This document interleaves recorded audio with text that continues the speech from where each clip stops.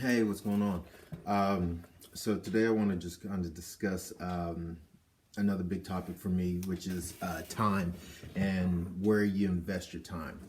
I learned this a long time ago, but one of the things is that if you are focusing on putting time into something, where would you rather invest it in? Would you rather invest it in somebody else and somebody else's dream of business, or do you want to invest it in yourself and pursue your dream of business?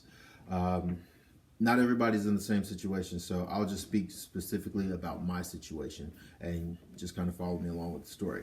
But for a greater part of my life, I've been involved in whether it was companies, whether it was a job, or whether it was something that benefited the other person. It didn't necessarily benefit me to the extent of where I got a lot of financial reward or gain or something like that. But what I did learn throughout that is I gained a very piece of knowledge is that, you know, I could spend my time and energy, resources, and everything like that to help somebody else propel themselves forward. Yet the whole entire time I'm stuck in struggling mode, or I'm stuck in a position to where there's no advancement or anything like that. So one of the things that I've started realizing over the last several years is that the more time I put into me, I'm my biggest investment. And if I don't start focusing time on me, then I cannot get to where I need to go. And it's not a selfish concept or I'm not trying to be selfish when I'm saying this. I'm just saying that if I put the energy into my thoughts, dreams, and the things that I want to go to, and I stop worrying about helping somebody else's financial dreams, that reality becomes what I make it to be.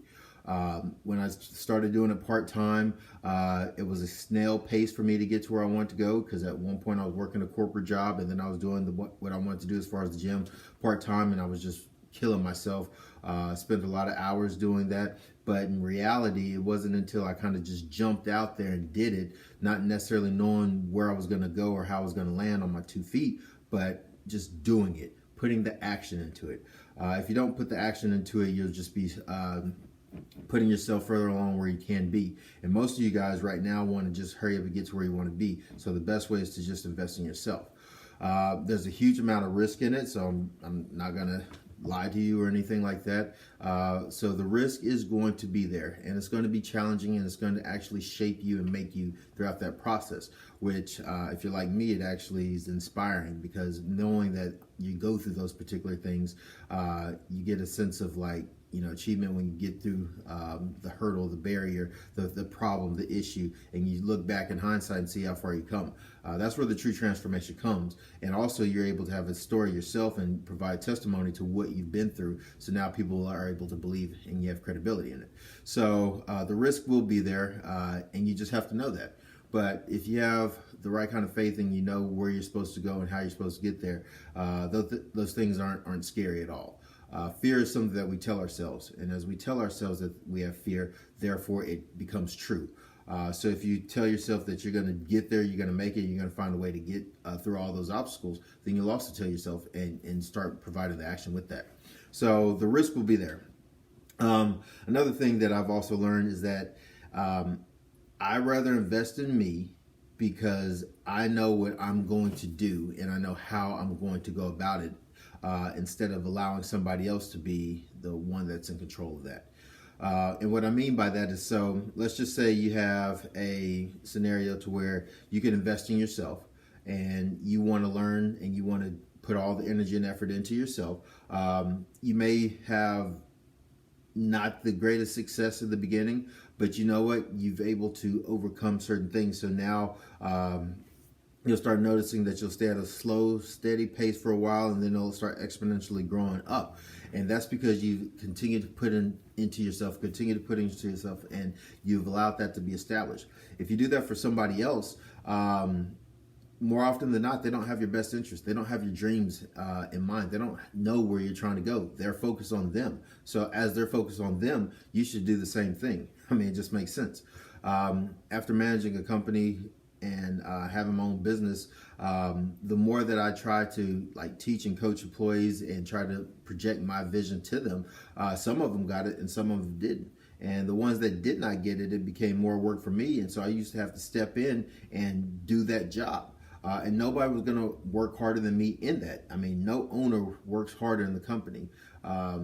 Well, let me rephrase it. No employee works harder than the owner in most scenarios, because the owner knows that it's his baby, it's his dream, it's the one that cares for.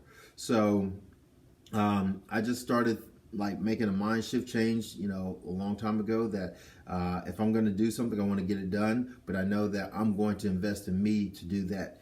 And you have to do a kind of like catalog, or you have to kind of take an inventory of what you have internally to know what your resources are, so you can start making those things grow and sprout. Those several things that you may have skills, you have resources, you have things that you can do before you actually start getting out there, which can make some of that uncertainty not as scary. And once you start knowing the tools that you possess, then it's a matter of just applying those tools to working towards those things that better you. And if you know that there's an area that you need to be improved or sharpened or whatever, you spend your time learning those things. One of the biggest things that I've realized, my dad used to tell me this as a kid. I used to think it was just because he wanted me to read books and stuff like that, so I didn't get on video games as much. But he used to say, the biggest way that they keep black men down is by putting things in books. And the reason why they do that is because the secrets are all in books. And the more and the older I've become, that has become, just wisdom.